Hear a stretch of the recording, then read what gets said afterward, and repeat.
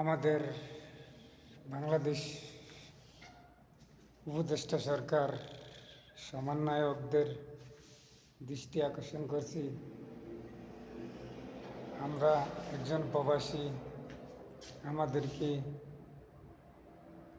কতদিন থেকে শুনতেছি আমাদেরকে ভাতা দিবে অথবা রেমিটেন্স ভাতা। আমাদের এই জিনিসটা আজও হয় না পূরণ। এই প্রবাসের মাটিতে আসলে ভাই সরকারি চাকরিজীবীরা যেমন তারা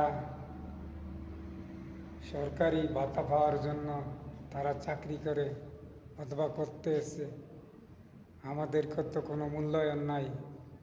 আমরা প্রবাসী, আমাদেরকে যদি সৌদি আরব, কাতার, দুবাই, ওমান বিভিন্ন রাষ্ট্রে হাজার হাজার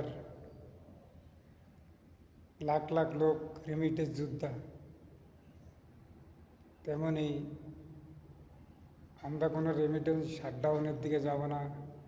আমাদের যে দাবিগুলো আছে আপনারা সেই দাবিগুলো আপনাদেরকে পূরণ করে দিন, আর আমাদেরকে একটা ভাতার ব্যবস্থা করে দিন, যে মাস শেষে আমাদেরকে একটা অ্যামাউন্ট দেওয়া হোক, অথবা 5,000 অথবা অন্য কিছু দেওয়া হোক। দেন আমাদেরকে একটা ভাতা সিস্টেম করে দিলে যারা বিদেশ করতে এসে আর বিদেশে থাকবে তারা আসলে বুঝেন ডিউটি অবস্থায় থেকেও তাদের বেতন কেটে দেয়। দেশে তো অসুস্থ হইলে ছুটি কাটানো যায়, আর এই দেশে তো অসুস্থ হইলে আপনার টাকা কাটে দেয় ডাবল, 3 দিন টাকা কেটে দেয়। এই দেশে আরেক নিয়ম বুঝি না প্রবাসীদের জন্য। আপনারা আমাদেরকে প্রবাসী ভাতা রেমিটেন্স কার্ড বানিয়ে দিন, আপনাদের লস হবে না।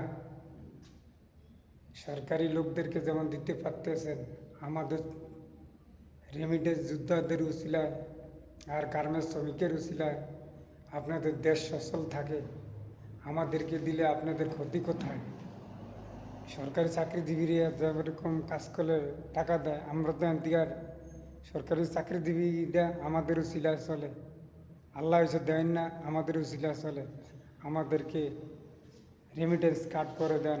আপনাদের কাছে এরকমই জোরালো আবেদন করতে এসেছি, আপনারা আমাদেরকে ঘুরিয়েন না, রেমিটেন্স কার্ডটা বানিয়ে দিয়ে দেন আর আমাদেরকে ভাতা চালু করে দেন। সবার কাছে এই অনুরোধ, সরকারি ভাইদের কাছে। আসসালামু আলাইকুম।